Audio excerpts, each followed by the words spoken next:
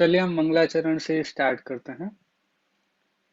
नमो अरिहंताणं, तारणं नमो नमो सिद्धाणं, सिद्धारं नमो नमो आयर्याणं, नमो उवज्झायाणं, नमो लोये सव्यसाहुणम्। जीवमजीवमदव्यं जिणवर्वसहेण जेणनेडित्थं देवेन्द्रविन्दवन्दं वन्दे तं सर्वदा शिरसा। चलिए थोड़ा सा रिवीजन हम करेंगे। आप लोग बताइए, रिवीजन के लिए मैं कल वाली स्लाइड लगाऊं या नहीं लगाऊं, या आप लोग बिना स्लाइड के ही आंसर देने वाले हैं? देखो, नहीं लगाओ। नहीं लगाऊं, क्या बात है, ये कॉन्फिडेंस देख करके तो मेरा दिल खुश हो गया। चलिए, कल हमने पहली गाथा की थी। पहली गाथा के पहले जब हमारी पहली क्लास हुई थी उसमें हमने क्या क्या टॉपिक किए थे। हमने देखा था कि ग्रंथ के रचयिता कौन है और कौन समझे जाते हैं, वो भी हमने देख लिया था कि इस ग्रंथ के रचयिता नेमिचंद सिद्धांति देव हैं। नेमिचंद सिद्धांत चक्रवर्ती नहीं है। उन्होंने गौमर छपना सार आदि लब्धि सार आदि ग्रंथों की रचना की है। ये विषय हमने देखा था। फिर हमने ग्रंथ का परिचय प्राप्त किया था, ग्रंथ की विषय वस्तु देखी थी कि ग्रंथ में 3 अधिकार हैं। ये सारी चर्चा देखो मुझे पूछना चाहिए था, लेकिन मैं आपको बता रहा हूँ जिससे थोड़ा टाइम हमारा बचेगा। कल की क्लास का मैं जरूर पूछूंगा। ठीक है। फिर हमने ये सारी चर्चा करने के बाद पहली गाथा ये ग्रंथ के बारे में कल हमने एक बात जानी थी कि ये ग्रंथ कहाँ लिखा गया था, कौन से नगर में लिखा गया था, और इस ग्रंथ को कौन से नगर के किस चैत्यालय में लिखा गया था, और किनके निमित्त से लिखा गया था। तो ये प्रश्न का उत्तर आप में से कौन देने वाला है? अम, मैं बोलूं? आपको तो पता है। देखो, मैं उन लोगों से पूछना चाहता हूँ जिन लोगों को नहीं पता है। ठीक है, या थोड़ा सब लोगों को जोड़ेंगे तो अच्छा रहेगा। हाँ ठीक है, बच्चे नए बच्चों से पूछो। और जब भी कोई कठिन क्वेश्चन आएगा मैं सबसे पहले आपसे पूछूंगा। ठीक है। चलिए, प्राची जी, नमन जी, सिंघई, स्तुति, सुरेश जी, सब लोग आप लोग आए हैं। आप लोग भी अपनी प्रेजेंस बताइए। हाँ, मेघा जी आप बताइए उत्तर।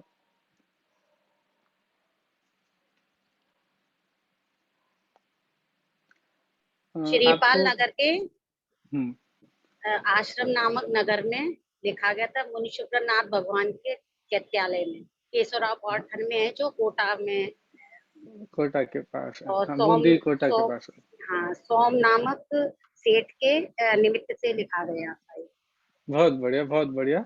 आश्रम नामक नगर में, और मुनि सुव्रत नाथ भगवान के चैत्यालय में, और सोम सेठ के निमित्त से इस ग्रंथ की रचना हुई है। ठीक है। फिर हमने कल मंगलाचरण किया था, अभी भी हमने मंगलाचरण किया। तो मंगलाचरण का आपको अर्थ बताना है प्राकृत में। मतलब प्राकृत में अर्थ नहीं बताना है, प्राकृत गाथाओं को उस तरह से पढ़ना है जिससे पूरा अर्थ ख्याल में आ जाए। उसके बाद आपको हिंदी में भी बताना है।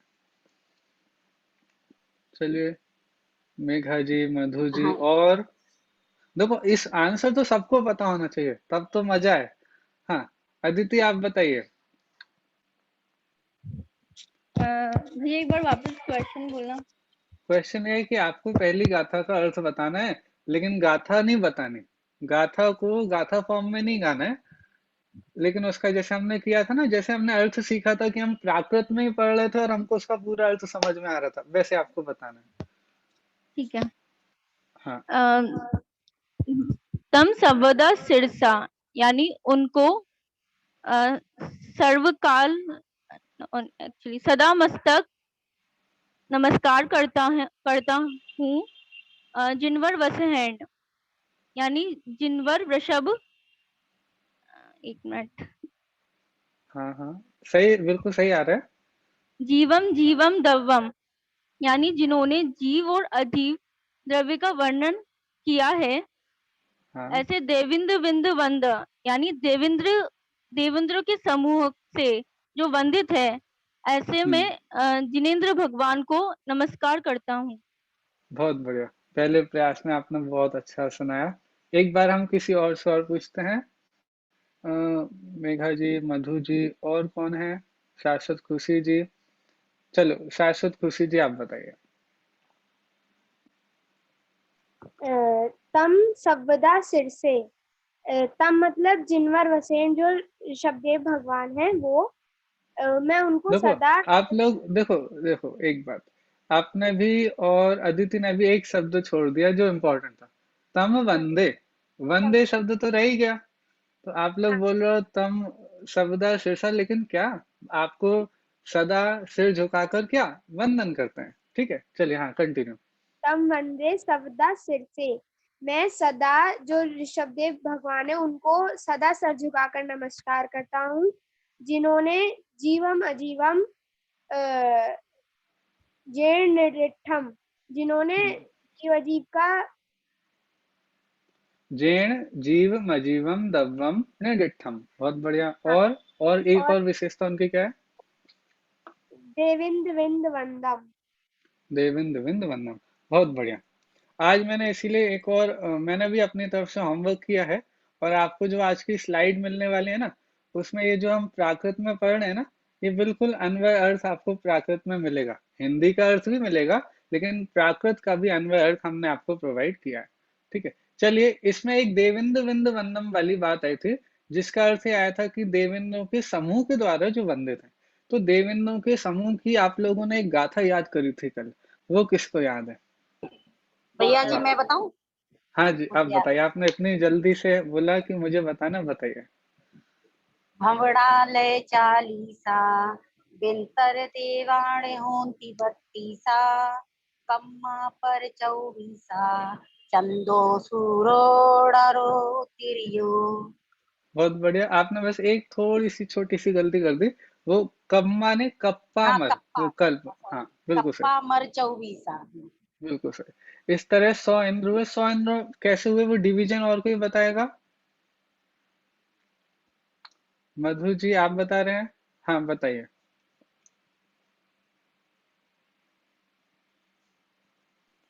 आपका माइक म्यूट है, आपको अनम्यूट करना हाँ पड़ेगा। भवनवासी, पवनवासी के 40, नैंतदेव के 32 और तत्ववासियों के 24, एक चंद्रमा, एक सूर्य, 2 ज्योतिष देव, एक प्रियंक गति में सिंह और मनुष्य गति में चक्रवर्ती। बहुत बढ़िया।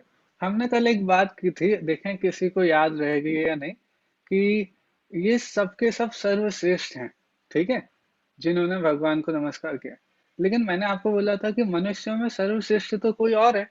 मनुष्यों में सर्वश्रेष्ठ कौन है? चक्रवर्ती होते हैं क्या मनुष्य में सर्वश्रेष्ठ, या उनसे भी कोई सर्वश्रेष्ठ होता है? तीर्थंकर भगवान होता है।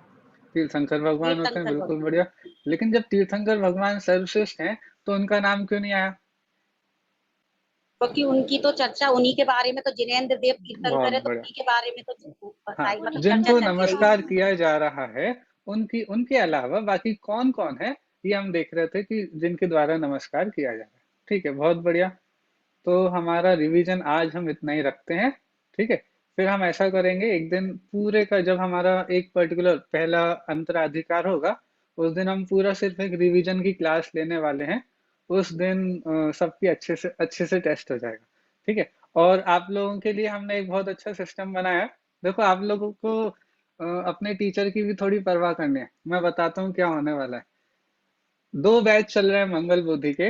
एक तो मंगल बुद्धि का अभी वाला बैच चल रहा है, दोपहर वाला, जो वीकेंड बैच है, फ्राइडे सैटरडे संडे दोपहर को चलता है। और एक बैच चलता है वीक डेज में, ट्यूसडे, थर्सडे और सैटरडेज को, वो शाम को चलता है, वो हमारे अनितेश जी ले रहे हैं। ठीक है, वो इस क्लास में आके भी पढ़ाएंगे, मैं भी उनकी क्लास में जाके थोड़ा थोड़ा पढ़ाऊंगा। लेकिन टेस्ट होगा वो सबका कॉमन टेस्ट है। तो आपका मतलब हमारी क्लास का और उनकी क्लास का एक ही टेस्ट आने वाला है। पढ़ाने वाले अलग अलग हैं। तो आपको ध्यान रखना है कि भैया कंपटीशन भी है थोड़ा थोड़ा, तो उसका भी थोड़ा ध्यान रखना है। ठीक है, चलिए हाँ हम आगे बढ़ते हैं। आज का टॉपिक हम चालू करते हैं। मैं स्क्रीन शेयर करता हूँ।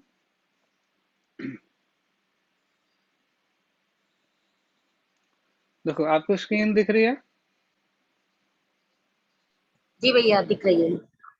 ठीक है,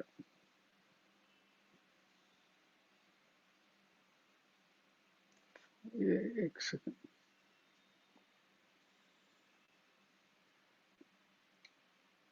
चलो। मेघा जी आपने हैंड रेज किया, आपका कोई क्वेश्चन है क्या?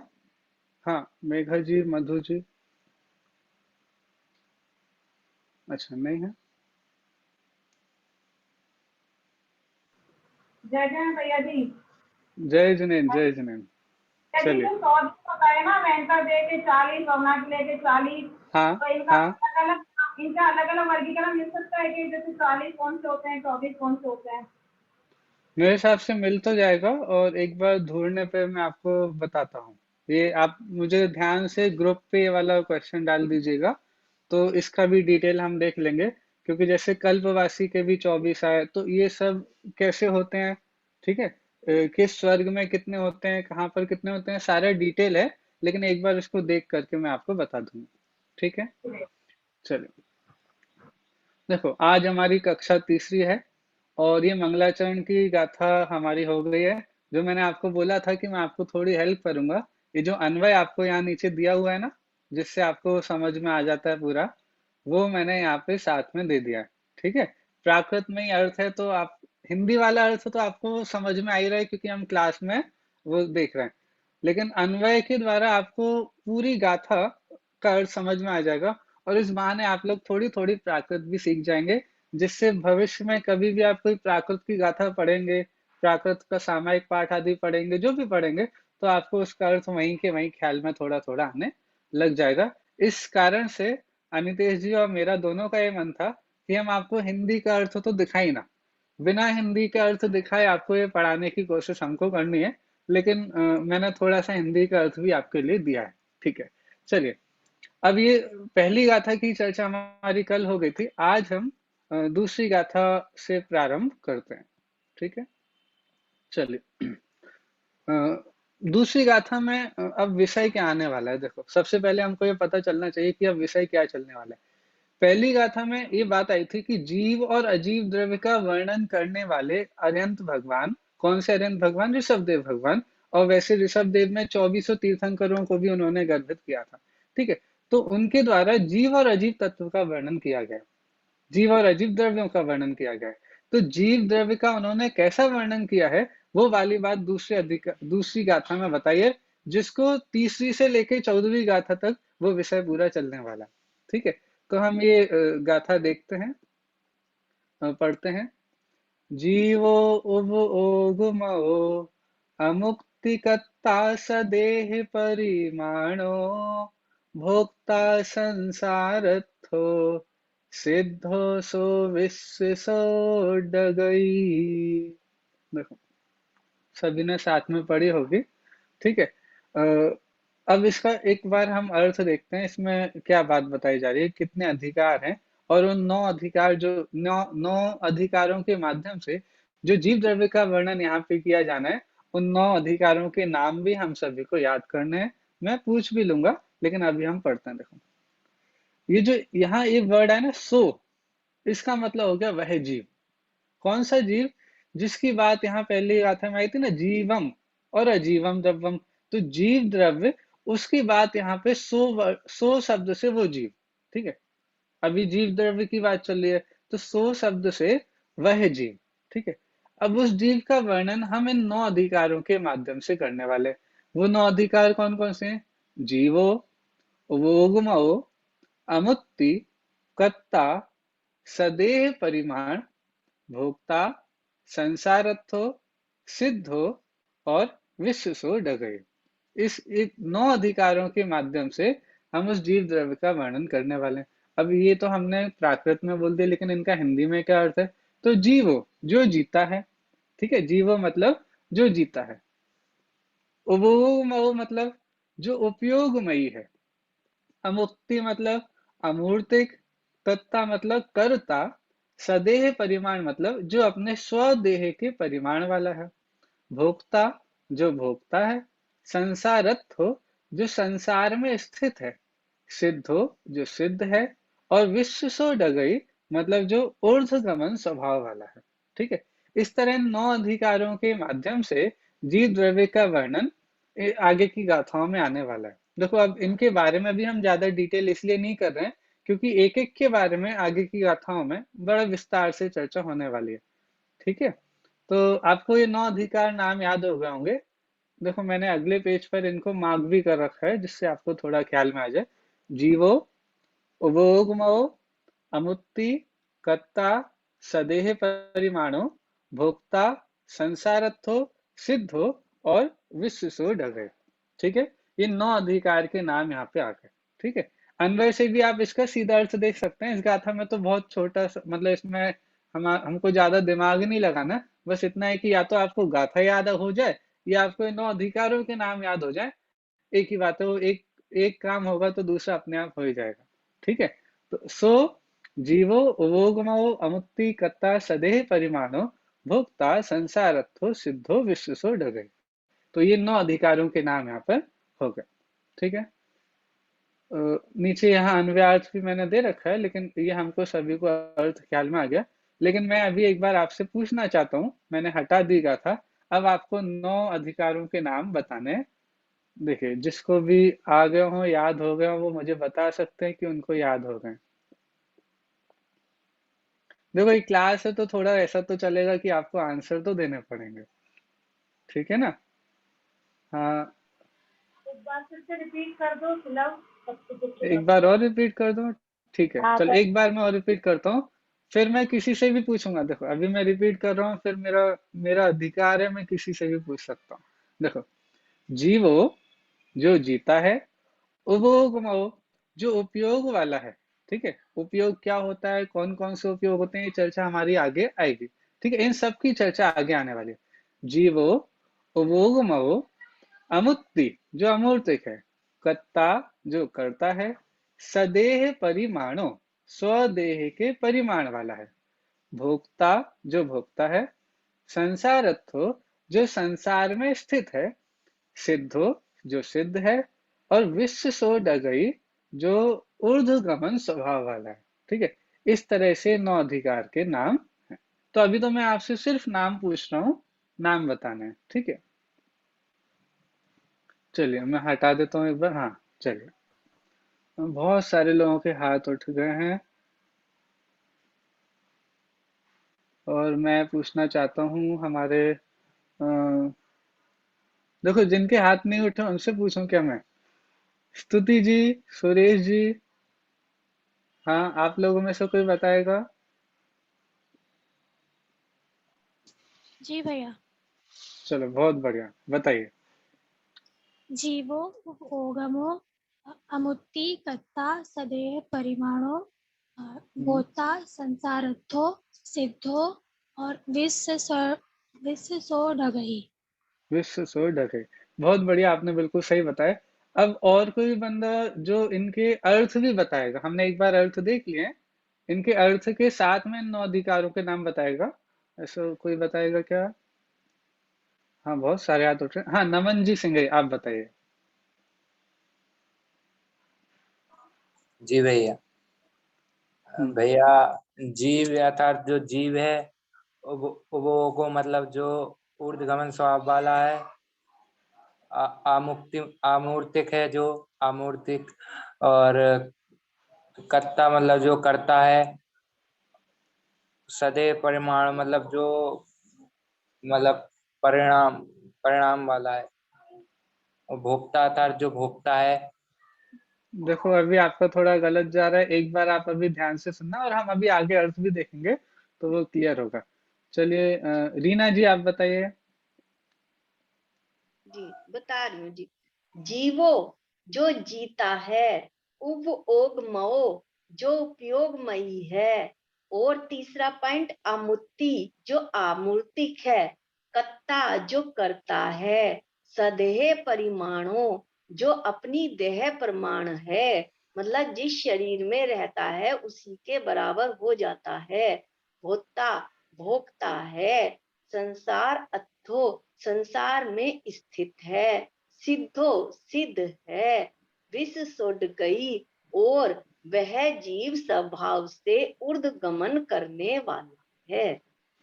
बहुत बढ़िया, आपने इतने अच्छे से बताया, मुझे लग रहा है सबको बहुत अच्छे से ख्याल में आ गया होगा, बहुत अच्छे से आपने बताया। ठीक है, चलिए हम अब इसको यहाँ जो हमारे एक पुस्तक है जिसमें से हमने इसके अर्थ को लिया था, उसमें एक और एक्स्ट्रा बात हमको मिलने वाली है, इसलिए मैं वहां से भी इसका अर्थ पढ़ता हूँ। देखो, अन्वयार्थ, वह जीव, वह जीव, मैंने बोला था ना, सो शब्द से ही जीव की बात आ गई है, ठीक है। वह जीव, जीवो, जीवो का अर्थ जीव नहीं लेना है, जीवो मतलब जो जीता है, तो जीता है अर्थात प्राणों से जीता है, ठीक है। वो तीसरी गाथा जो अभी हम आज चालू करने वाले हैं उसमें वाली बात आ जाएगी, ठीक है। जीवो मतलब जो जीता है, तो जीता कैसे है, प्राणों से जीता है। उपयोगमयो अर्थात उपयोगमय है। अमुक्ति अमूर्तिक है। कर्ता करता है। सदेह परिमाणु अपने छोटे बड़े शरीर प्रमाण में रहने वाला है। भोक्ता भोक्ता है। संसारत्थो संसार में रहने वाला है। सिद्धो सिद्ध है। विश्व सो डगई और अग्नि की ज्वाला की भांति स्वभाव से ऊर्ध्वगमन करने वाला है। देखो, ये वाली बात के लिए मैंने ये वाला अर्थ यहाँ पे सामने रखा है कि विश्व सो डगई के लिए यहाँ पे बहुत अच्छा एग्जाम्पल के द्वारा ये बात बताई है कि जैसे अग्नि का स्वभाव होता है ना, तो अग्नि का स्वभाव कैसा होता है कि वो अपने आप ही ऊपर उड़ती है। अग्नि का गमन कहाँ होता है, ऊपर की तरफ होता है। हम लोगों के ऊपर तो ग्रेविटी का काम चलता है, तो हम हमेशा जमीन पे रहते हैं। पेड़ से फल गिरेगा तो वो भी नीचे गिरेगा, लेकिन अग्नि अग्नि हमेशा ऊपर की तरफ उड़ती है। देखो, टीका आदि में और भी एग्जाम्पल दिए, जैसे हवा होती है वो तिरछी रहती है, हवा ऐसी नहीं जाती है, हवा ऐसी जाती है, ठीक है। हम लोग गिरेंगे तो ऊपर से नीचे गिरेंगे, कोई फल गिरेगा पेड़ पर से तो वो ऊपर से नीचे गिरेगा, ठीक है। हवा टेढ़ी जाती है, लेकिन अग्नि कैसी होती है, वो ऊपर जाती है। तो आत्मा का स्वभाव भी ऊर्ध्वगमन स्वभाव ही है, उसके लिए अग्नि की ज्वाला की भांति ये एग्जाम्पल दिया, ठीक है। वैसे इसकी चर्चा जब इस गाथा की चर्चा आएगी 14वें नंबर की गाथा में, तब हम इसकी चर्चा वहां पर भी करेंगे। अभी दूसरी गाथा की चर्चा हम इतनी करते हैं। जब आप टीका देखेंगे तो टीका में और भी बहुत सारी बात आने वाली आएगी।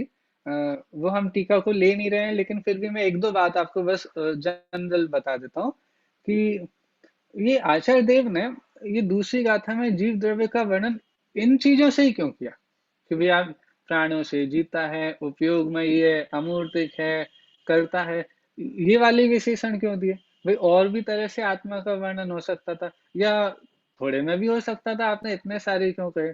तो इसका आंसर बहुत सिंपल है और थोड़ा इम्पोर्टेंट भी है, और मुझे तो बड़ा प्यारा लगा था क्योंकि मैं उसी बैकग्राउंड से हूँ, मैं फिलोसफी बैकग्राउंड से हूँ, मैंने इंडियन फिलोसफी वेस्टर्न फिलोसफी पढ़ी है। तो अब जब आचार्यों के ग्रंथ पढ़ता हूँ तो बहुत मजा आता है। क्यों? क्योंकि वो पूरा बेस हमारा यहाँ पे काम आता है और पता चलता है कि आचार्य ने ये सारी बातें क्यों कही। देखो, क्यों कही? क्योंकि हमारे इंडियन फिलोसफी में और भी बहुत सारे दर्शन है, चारवाक दर्शन है, बौद्ध दर्शन है, ठीक है। इनके अलावा और भी बहुत सारे दर्शन है, न्याय, वैशेषिक, सांख्य, योग, पूर्व मीमांसा, उत्तर मीमांसा, इनके भी बहुत सारे भेद प्रभेद हैं। अब सभी ने आत्मा का वर्णन किया, ठीक है। अब जब सभी ने आत्मा का वर्णन किया है तो हम कौन सी आत्मा को माने, कैसे आत्मा को आत्मा माने, किसको जीव माने? सभी तो जीव का वर्णन कर रहे हैं, तो सब जैसा जीव का वर्णन कर रहे हैं वैसा स्वीकार कर लिया जाए क्या? जैसे जब हम बाल बोध वगैरह की पाठशाला में पढ़े हैं, और हमारे अभी मंगल विद्यापीठ में जो मंगल प्रज्ञा आदि के बैच चल रहे हैं वहां पे भी ये बात पढ़ाई जा रही है कि देव और अदेव का श्रद्धान हम करते हैं। कैसे देव होते हैं, कैसे देव नहीं होते हैं, दोनों बातों का श्रद्धान करना जरूरी है। उसी प्रकार से यहाँ पे कैसा जीव होता है और कैसा जीव नहीं होता है, ये पता करने के लिए हम ये 9 अधिकार दिए। तो फिर ये क्यों दिए?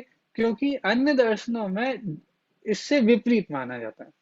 कोई बोलता है उपयोग होता ही नहीं, कोई बोलते हैं मूर्तिक होते हैं, कोई बोलते हैं कि ये जो जीव है ना, ये अभी इस आयु में ही, इस मनुष्य अवस्था में जितना है इतना ही रहने वाला है, आगे पीछे की इसकी कोई उसका जीवन ही नहीं स्वीकार करते हैं।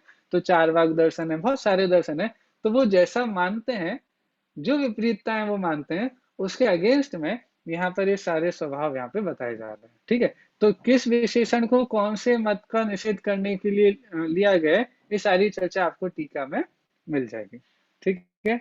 हम इससे ज्यादा डिटेल नहीं करेंगे क्योंकि बहुत सारे लोगों ने तो अभी ये 6 दर्शन और 9 दर्शनों के नाम भी नहीं सुने, पहली बार सुन रहे होंगे, तो वो थोड़ा विषय कठिन हो जाएगा, इसलिए हम आगे बढ़ते हैं, ठीक है। चलिए, अब जो पहला यहाँ हमने 9 अधिकार देखे ना, 9 अधिकार में सबसे पहले कौन सा था? जीव, जो जीता है। तो अब उसकी बात यहाँ पे प्रारंभ करते हैं। देखो गाथा पढ़ते हैं। आज हमको दूसरी और तीसरी गाथा करनी थी, दूसरी गाथा हमने कर ली है, तीसरी गाथा अब हम स्टार्ट करते हैं। और अनितेश जी आपके लिए एक बहुत अच्छी वीडियो भी लाए हैं, ठीक है। वो गाथा पढ़ने के बाद वो वीडियो चलने वाली है और उसके बेसिस पे वही आपसे 1-2 क्वेश्चन भी पूछेंगे, ठीक है।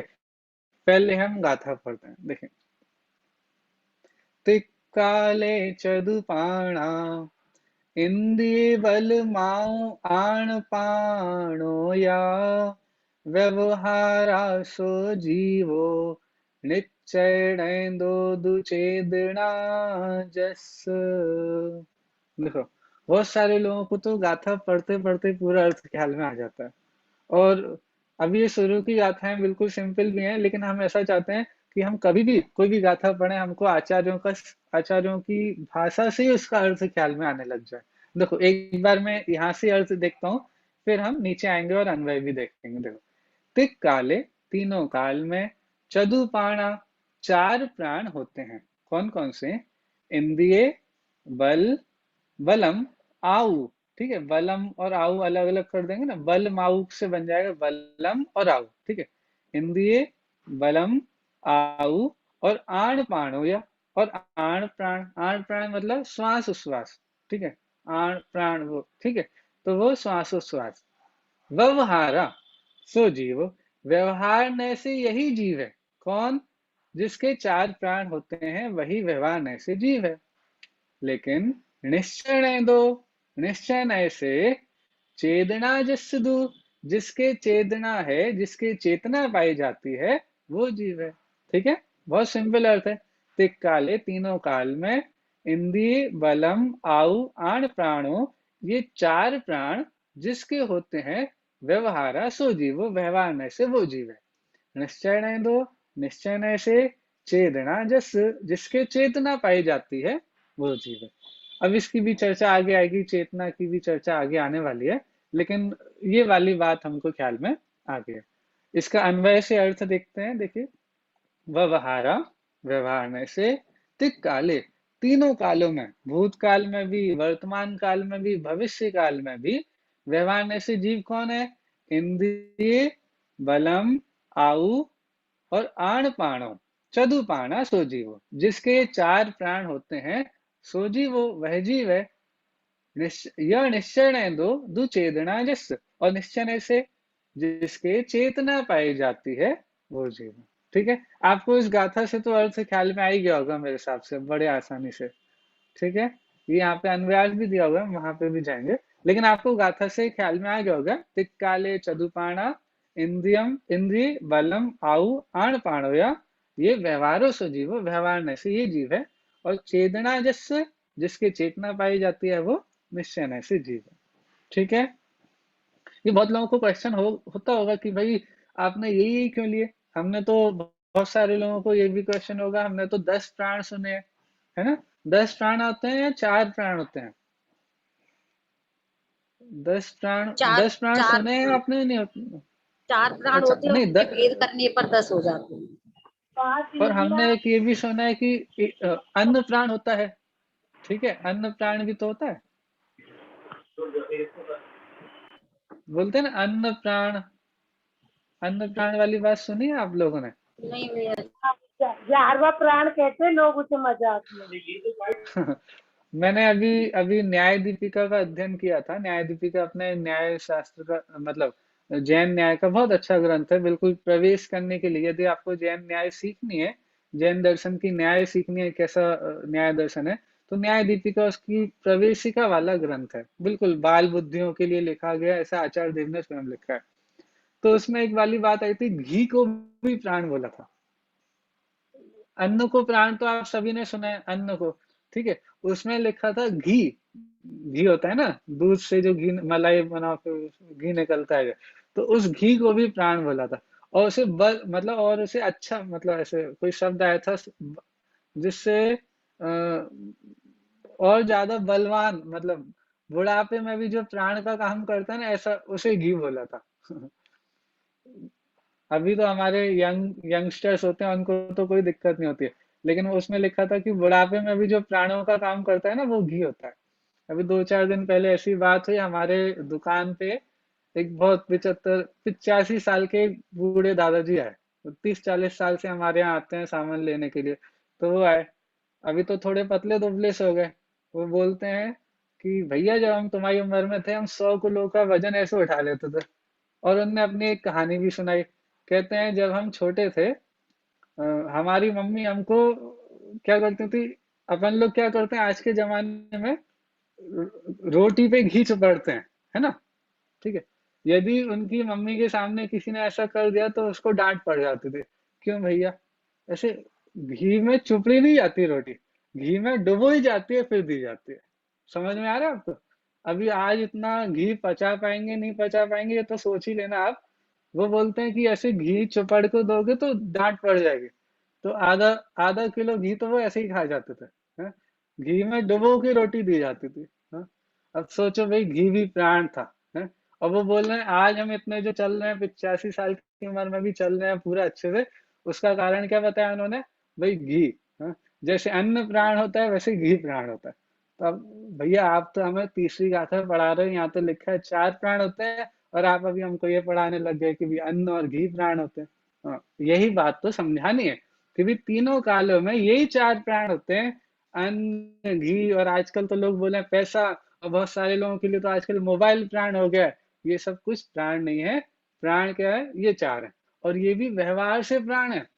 व्यवहार से मतलब ये भी असली प्राण है। जब ये असली प्राण नहीं है तो फिर जो हम बाकी चीजों को प्राण बना रहे हैं उसकी तो बात ही छोड़ दो।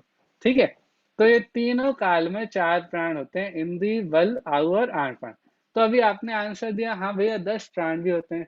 तो 10 प्राण के लिए कल्पना आंटी ने आंसर दे भी दिया था कि जो इंद्रियां होती है ना यही 5 प्रकार की होती हैं। हाँ, आपको 5 इंद्रियों के नाम तो पता होंगे सभी को, सबको पता होंगे, मैं तो ऐसे ही पूछ लेता हूँ। हाँ, बताइए कौन बता रहे हैं 5 इंद्रियां कौन कौन सी हैं, और 3 बल भी बताने हैं आपको। हाँ मेघा जी आप बताइए। स्पर्शन इंद्रिय, रसना इंद्रिय, घ्राण इंद्रिय, चक्षु इंद्रिय, कर्ण इंद्रिय और और 3 बल कौन कौन से? हाँ, हाँ, मन बल, वचन बल, काय बल। बहुत बढ़िया। तो इस तरह से ये 10, ये तो हो गया 5 इंद्रिय और 3 बल, तो 8। और एक हो गया आयु और एक हो गया श्वासोच्छ्वास। इस प्रकार से 10 प्राण हो गए। ठीक है। अब एक वीडियो अनितेश जी आपको दिखाना चाह रहे हैं, और मैं उनसे ही निवेदन करूंगा कि आप उसके बारे में जो भी पूछना चाहें, और वीडियो दिखाने के पहले भी कुछ बोलना चाहें तो जरूर बोलिए। मैं स्क्रीन शेयर स्टॉप करता हूँ अभी के लिए। हाँ, Anitesh ji over to you. जी जी जी जी ओके। जय जिनेन सभी लोगों को। आप लोगों के लिए एक 5-6 मिनट की एक छोटी सी वीडियो है, वो आप सभी लोगों को बड़े ही ध्यान से देखनी है, क्योंकि उसके बाद मैं आप लोगों से ही पूछने वाला हूं कि उस वीडियो को हमने आपको क्यों दिखाया और आप लोगों को उस वीडियो से क्या समझ में आया, आप उससे क्या सिद्ध कर सकते हो। ठीक है, तो मैं 1 मिनट आपको वो वीडियो दिखाता हूँ।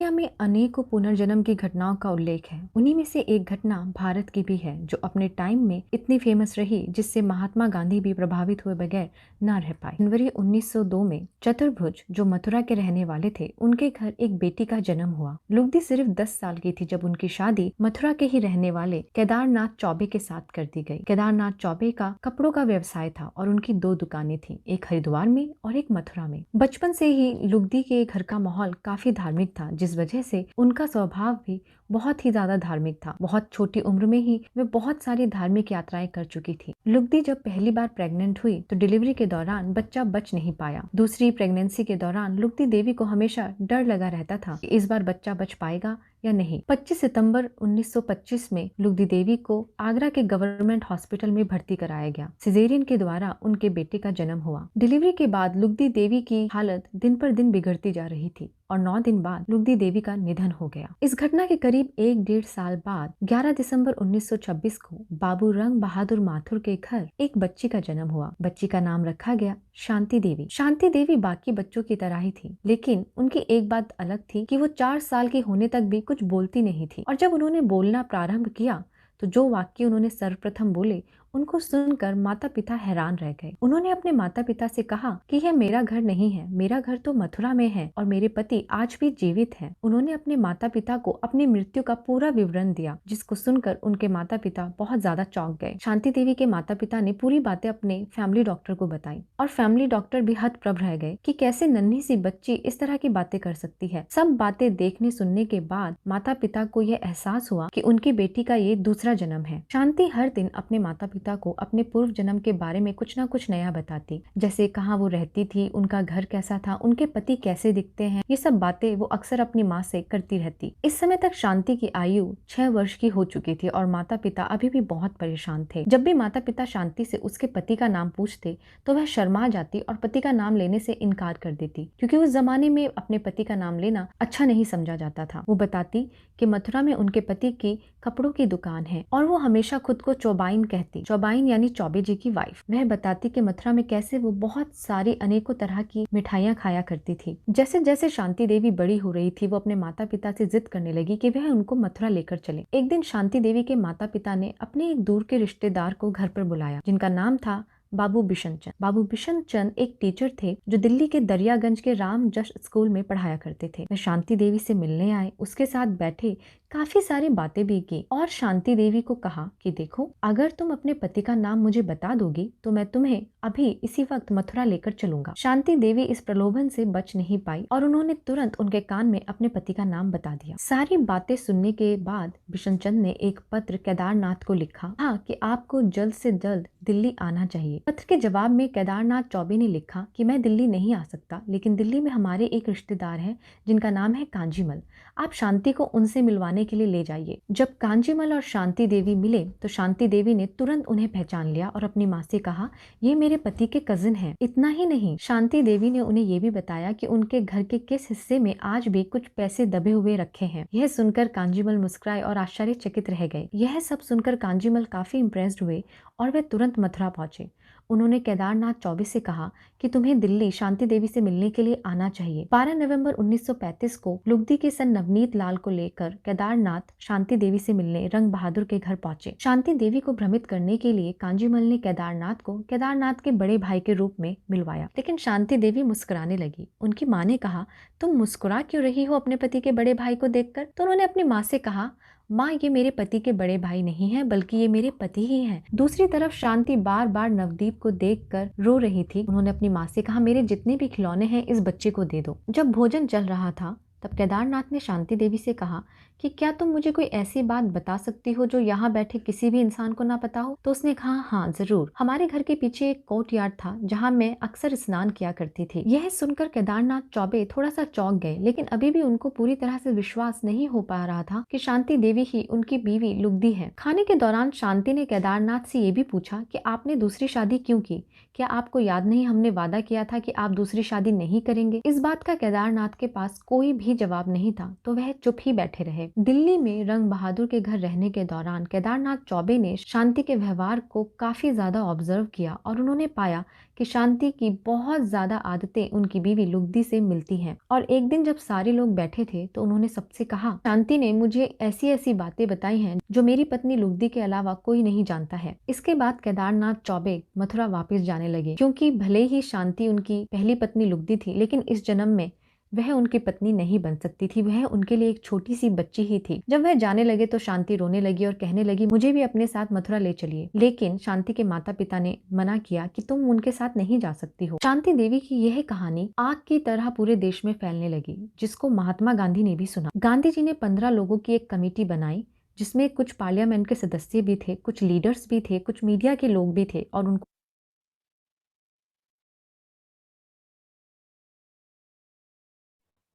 जी, आप सभी लोगों ने ये वीडियो देखी। मैं देख रहा था, सभी लोग बहुत ध्यान से देख रहे थे इस वीडियो को। तो किस किस को समझ में आया कि इस वीडियो में चल क्या रहा था और इस गाथा से उसका क्या संबंध है?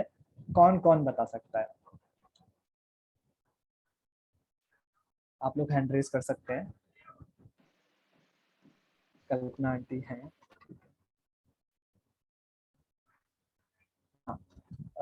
मधु जैन जी जो आ रही हैं, मैं उनसे निवेदन करूंगा वो बताएं।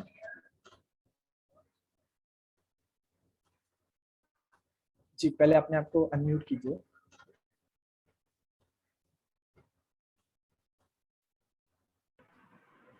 इस कहानी में जीव से संबंधित बताया गया है। जीव अपने 4 प्राणों की तरह जीता है, ना केवल इंद्रिय बल से तो वो व्यवहार में जीता है, लेकिन चारों प्राण ये चेतना प्राण से हमेशा वो जीता रहता है और इसके संस्कार भी बने रहते हैं। अगले दौर में भी उन्होंने कुछ घर की बातें कही थी, यानी जीव की कभी मृत्यु नहीं होती, वो हमेशा जीता रहता है।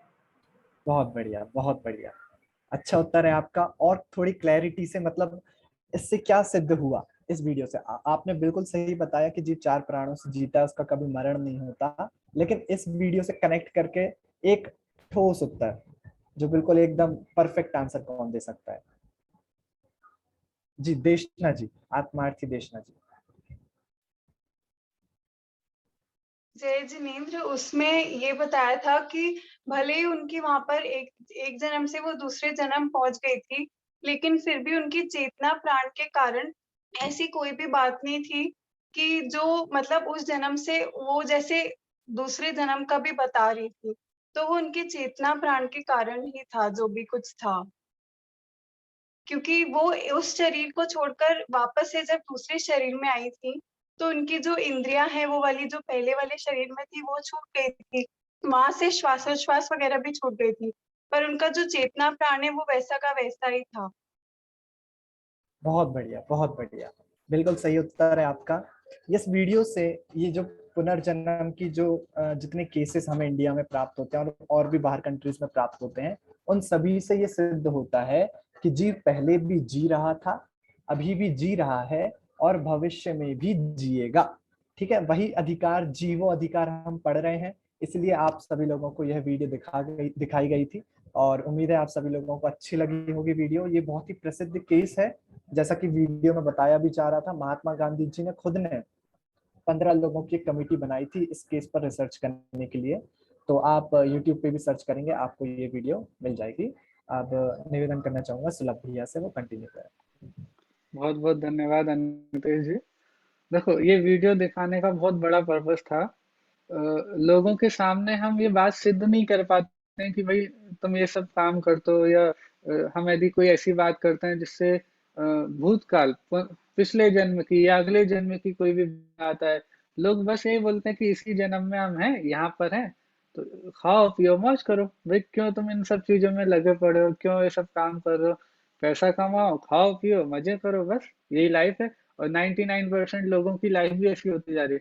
और कहीं हमारी लाइफ भी कहीं ऐसी तो नहीं हो रही कि हम सिर्फ इस भाव के बारे में ही सोच रहे हो, हम अपना जीवन सिर्फ इतना ही देख रहे हो, ये जो मनुष्य भाव हमको प्राप्त हो, इसके आगे पीछे हम अपनी भी कल्पना नहीं करते हैं। हाँ? हम अपने अनादि अनंत जीवन को देखते ही नहीं, उसके बारे में विचार ही नहीं करते क्या?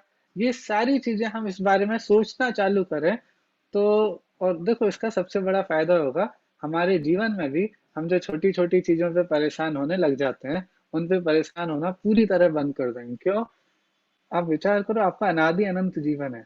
अब उस अनादि अनंत जीवन में जो छोटी छोटी कोई भी परेशानी होंगी, उनकी क्या वैल्यू है? ठीक है, तो बहुत सारी चीजें इन चीजों से हम समझ सकते हैं। और मुख्यतः तो यही बताने का पर्पस था कि हम अपना जीवन सिर्फ इतना ही नहीं माने, इस मनुष्य जीवन तक ही अपना जीवन नहीं माने, इसके आगे पीछे भी हमारा अनादि अनंत काल का जीवन है, उसको पहचाने। ठीक है, तो ये हमने अर्थ देखा था। ये वाला अर्थ में एक बार अन्वयार्थ से दोबारा देख देते हैं, फिर हम आगे बढ़ते हैं। व्यवहार नय से जिसके भूत, वर्तमान और भविष्य काल में, ये तीनों काल हो गए, इंद्रिय, बल, आयु और श्वासोश्वास, ये 4 प्राण होते हैं। और निश्चय नय से जिसके चेतना होती है, वह जीव है। ठीक है, तो जो जीता है, ये जो हमारा पहला अधिकार था, 9 अधिकारों में जीव का वर्णन किया जाना है, उसमें जो सबसे पहला अधिकार था जीव अधिकार, उसकी ये चर्चा हुई। अब इसके बारे में ये जो हमने एक वीडियो भी देखी, और भी किस तरह से जीव जीता है इसकी सिद्धि की जा सकती है, तो हम बहुत सारे कारणों से इसकी सिद्धि कर सकते हैं। पूर्व भाव के संस्मरण, जाति स्मरण, ये तो बहुत प्रबल एक हमारे पास तर्क है। जीव जीता है इस बात को सिद्ध करने के लिए, तीनों कालों में जीव जीता है, इसका अनादि अनंत जीवन है इस बात को सिद्ध करने के लिए। लेकिन इसके अलावा जो संस्कार हमारे जीवन में पड़ते रहते हैं, ठीक है, और संज्ञा, जो जो चारों प्रकार की संज्ञाएं, ये हमको कोई भोजन करना नहीं सिखाता है। हाँ, काम भोग बंधन की कथा जीव अनादि काल से स्वयं सीखा हुआ है, इनको सिखाने की जरूरत नहीं पड़ती है। भाई भोजन करना है, कैसे करना है, ये बात हमको कोई सिखाए नहीं, तो भी हमारी प्रवृत्ति सहज होने लगती है। तो ये सारी की सारी चीजें इस बात को सिद्ध करते हैं कि जीव जीता है। और भी इसके अलावा बहुत सारे उदाहरण, बहुत सारे तर्क बन सकते हैं, और हम विचार भी कर सकते हैं अपने अपने लेवल पे। ये जो इतनी विचित्रता दिखाई देती है जीवों की, भाई कोई कहीं जन्म ले रहा है, कोई कहीं जन्म ले रहा है, इससे कर्मों की सिद्धि होती है, कर्म किसके बंधे, तो जीव के बंधे, जीव की सिद्धि होती है। तो विभिन्न प्रकार से हम ये बात सिद्ध कर सकते हैं कि जीव तीनों कालों में जीता है। सिर्फ इतना सा जीवन हमको अपना नहीं मानना, 60-70 वर्ष के अलावा भी अनादि अनंत काल के सामने 60-70 वर्ष कितने मायने रखते हैं, और हमको उस पर कितना ध्यान देना चाहिए और कितना नहीं देना चाहिए, हमको विचार करना चाहिए। ठीक है।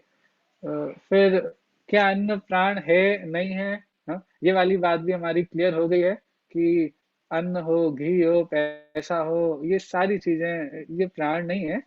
इनको तो उपचार का भी उपचार बना करके प्राण बस लौकिक भाषा में कह दिया जाता है। ठीक है। फिर आप सभी ने अभी 10 प्राणों की चर्चा की थी, ठीक है। हमने देखा था इंद्रिय भी 5 इंद्रिय हो जाते हैं, स्पर्श रस, स्पर्शन रसना घ्राण चक्षु कर्ण, और बल भी 3 प्रकार के बल हो जाते हैं, मन बल, वचन बल और काय बल। तो अलग अलग जीवों के एक इंद्रिय से लेकर के संगी असंगी पंचेंद्रिय सभी जीवों में देखेंगे तो किस जीव में कितने प्राण होते हैं, वो वाली चर्चा एक चार्ट के माध्यम से यहाँ पे रखी गई है। एक इंद्रिय जीव के 4 प्राण, क्योंकि उसके एक इंद्रिय होती है, ठीक है, अकेले स्पर्शन इंद्रिय। बल उसका एक होता है काय बल, आयु और श्वासोच्छ्वास सभी जीवों के पाए जाते हैं, ठीक है। तो इस तरह से उसके 4 प्राण हुए। 2 इंद्रिय में एक इंद्रिय बढ़ जाएगी रसना इंद्रिय, और एक बल बढ़ जाएगा वचन बल। इस प्रकार से 2 इंद्रिय जीव के 6 प्राण हो जाएंगे। फिर 3 इंद्रिय में एक घ्राण इंद्रिय और बढ़ जाएगी तो 7 प्राण। चतुर्थ इंद्रिय में चक्षु इंद्रिय बढ़ जाएगी तो 8 प्राण। फिर पंचेंद्रिय के भी 2 भेद होते हैं, असंगी पंचेंद्रिय और संगी पंचेंद्रिय। असंगी पंचेंद्रिय में मात्र एक इंद्रिय बढ़ेगी, कर्ण इंद्रिय, उसके 9 प्राण, और संगी पंचेंद्रिय में मन, ये जो तीसरा बल है, वो भी बढ़ जाएगा। तो इस प्रकार उसके 10 प्राण हो जाएंगे। ये सारी चर्चा में इसको इंद्रियां कौन कौन सी होती हैं, बल कौन कौन से होते हैं, ये तो आप सभी को पता है। बस एक सामान्य जानकारी के लिए हमने यहाँ पे चार्ट रखा है कि 10 प्राणों की भी चर्चा आती है और 4 प्राण की चर्चा इस गाथा में आई है। तो उनका कैसे हम मिलान कर सकते हैं, जब इंद्रियों को और बल को अलग अलग नहीं, मतलब सामान्य रूप से देखेंगे तो वो एक एक प्राण है, लेकिन उनके भी विशेष कर देंगे तो इंद्रियां 5 हो जाएंगी और बल 3 हो जाएंगे। इस प्रकार से फिर टोटल 10 प्राण हो जाते हैं, और 10 प्राणों की अपेक्षा से ये हमने सभी जो संसारी जीव है उनको देखा है, ठीक है।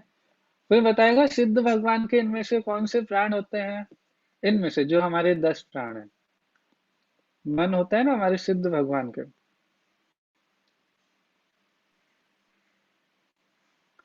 सिद्ध भगवान के कौन से प्राण, हाँ बताइए। जिसको आपको अनम्यूट करना पड़ेगा अपने आप को, एक बार माइक बंद है आपका। हाँ 10 प्राणों में तो कोई प्राण नहीं होता है, केवल एक चेतन प्राण होता है, चेतन प्राणों से जीते हैं भगवान। बहुत बढ़िया। और हमारे कितने प्राण होते हैं, हमारे 10 होते हैं या एक चेतना प्राण? हमारा तो अकेले ये 10 प्राण होते हैं, और चेतना प्राण सिर्फ सिद्ध भगवान के होते हैं। सही बात है?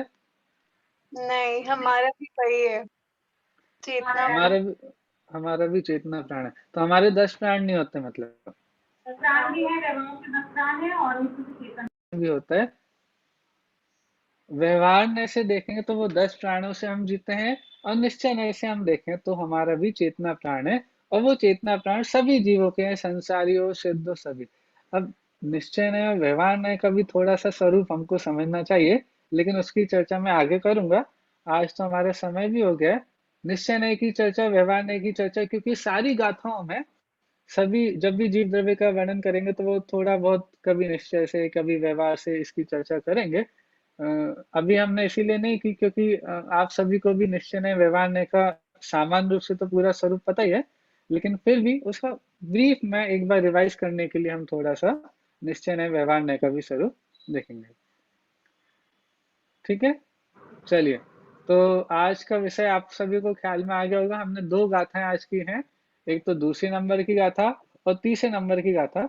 दूसरी गाथा में 9 अधिकारों के नाम आए थे जिनके माध्यम से जीव का स्वरूप हम देखने वाले हैं, और तीसरी गाथा में जो सबसे पहला अधिकार था 9 अधिकारों में, जीव अधिकार, कि ये जीता है। तो जीता कैसे? प्राणों से जीता है। तो प्राणों में भी कौन कौन से प्राण होते हैं, तो वो सारी चर्चा हमने की। व्यवहार से 10 प्राण या 4 प्राण, और निश्चय से सभी जीव का एक चेतना प्राण है, और उसके माध्यम से हमने चर्चा की। हाँ मधु आंटी, आप कुछ बोल रहे हैं क्या? नहीं, ठीक है, चलिए। तो हमारी आज की क्लास यहाँ पूरी होती है। देखो, मैं आप लोगों से एक बात बोलना चाह रहा हूँ। आप लोगों को जो भी क्वेश्चंस हो या कुछ और आप अपना एडिशन कुछ करना चाहते हो तो ग्रुप पर भी थोड़ा एक्टिव रहिए।